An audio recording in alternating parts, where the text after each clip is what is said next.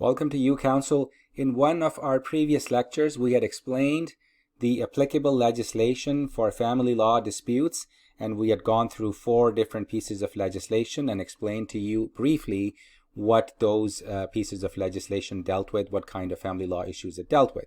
In today's lecture, which is sort of a continuation of the last lecture, we're going to talk about the procedures that apply to a family law dispute, and then some of the resources that are available for free for general public to understand the substantive part of your issues and the procedural part of it.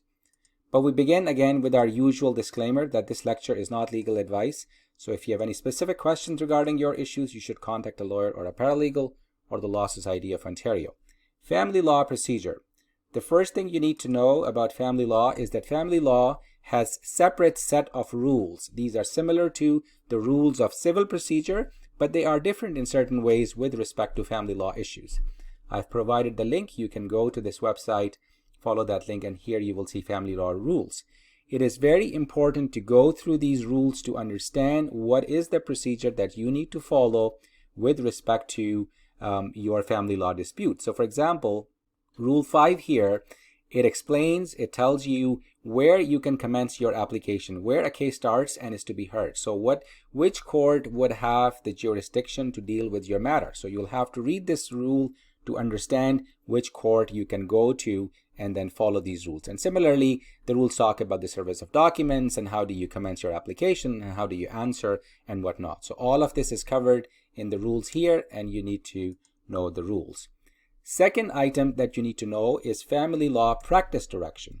Now, oftentimes, many individuals, self-represented litigants, and sometimes even paralegals and counsel are not up to date on practice direction. Now, practice direction is something that is issued by courts. These are also sort of procedures which elaborate on the family law rules that we talked about. But what the courts do in the family law practice direction is that it explains further how you deal with a family law matter in a specific court. So you go to this website, which takes you to the practice directions of the courts in Ontario, and once you are in this main page, you will see that there are practice directions that may be specific to the region that you are in. So for example, if you're in Toronto, then you click on that and you go to the practice directions that may apply province-wide but specific to Toronto. So when you are dealing with a family law issue, it is very, very important to go through these practice directions to understand what are the instructions, what are the requirements of the specific court that your case is being heard at. So for example, you'll have to go through these consolidated provincial practice directions which apply to the entire province. Similarly, the divisional court practice directions again apply to province-wide. And then there are practice directions for civil actions, applications, motions, and procedural matters in Toronto region, so it's specific to Toronto. And then you scroll down here further and you will see a practice direction which is specific to family cases in Toronto region, right? So this is specific to Toronto, and then you'll have to go through these practice directions to understand exactly what you need to do. And why it is important, I'll give you an example here that in case you are attending a motion in family court or you're attending a conference, you are required, each party to a motion or conference must file either this form or that form, or the parties may file one jointly no later than 2 p.m. 3 business days before the date of the motion or conference, right? So if you do not file this form in accordance with the timeline here, then your motion will simply not be heard. You may not be able to attend the conference. So it is essential that everyone sort of reads through these practice directions and understands what needs to be done. And there are a lot of stuff that is covered in these practice directions. For example, what is the procedure for factums and arguments and a submission of brief of authorities, and how do you submit your trial record and whatnot. So very important that you are familiar with practice directions, and every time you are attending a court for your family law dispute, you review the practice direction to make sure that there's nothing new that you need to follow.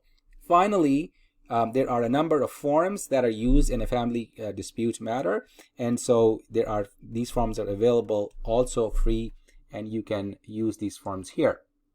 So family law rule forms, and you will see that all of the forms that you may need with respect to your dispute are available. If you're commencing an application, the form is here.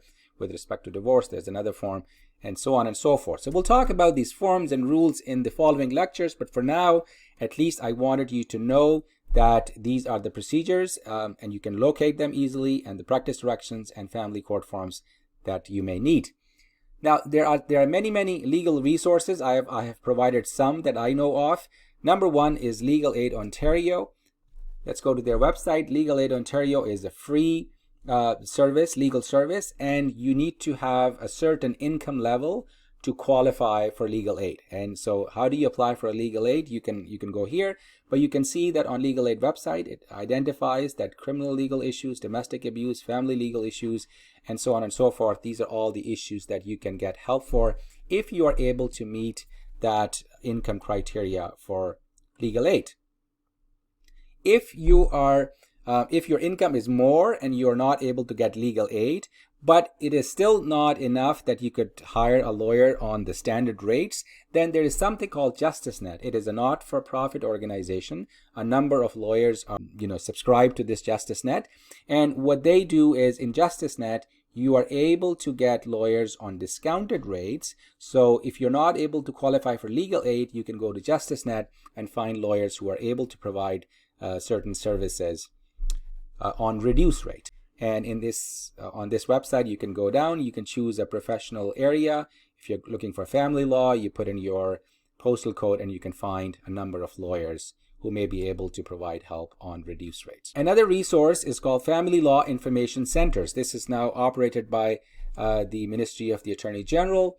And what is a Family Law Information Center? This is an office at a family court across Ontario. So each family law court has an office, and they provide all kinds of information and guidance on family law disputes. And they even have, at designated times, they have a lawyer from Legal Aid Ontario who is also available to provide summary advice on your legal issue. So family law information centers are very useful, and they're available across Ontario in family courts.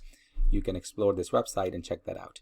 Then there is a website called, organization called Community Legal Education Ontario, CLEO, and they have their website, which is an excellent resource for a lot of topics, legal topics, and their information is available. So they have all of the topics listed here.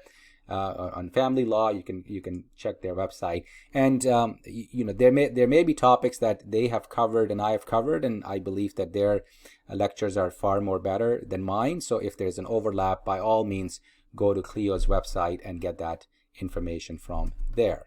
Finally, Ministry of Attorney General itself has a website and provides information, and I have provided the link here, and you can go through the Ministry of Attorney General's website and you can see that there are a number of topics that are covered and there is legal information available. So the lesson to carry from today's lecture and the last lecture is that it is important for you to understand what is the applicable law in your case. It is essential that you know the procedure, because if you do not follow the procedure, you will not be able to get substantive justice that you're looking for. And then to know that there are multiple free resources available if you're not able to afford a lawyer that are available and you can get. You will have to do a bit more work, obviously, to understand the law yourself, to do homework, but you can also obtain information online and through Legal Aid Ontario or JusticeNet and get your matters resolved. Hopefully that gives you an understanding of some of the resources that are at your hand, and they are helpful to you in resolving your family law disputes. Thank you for watching.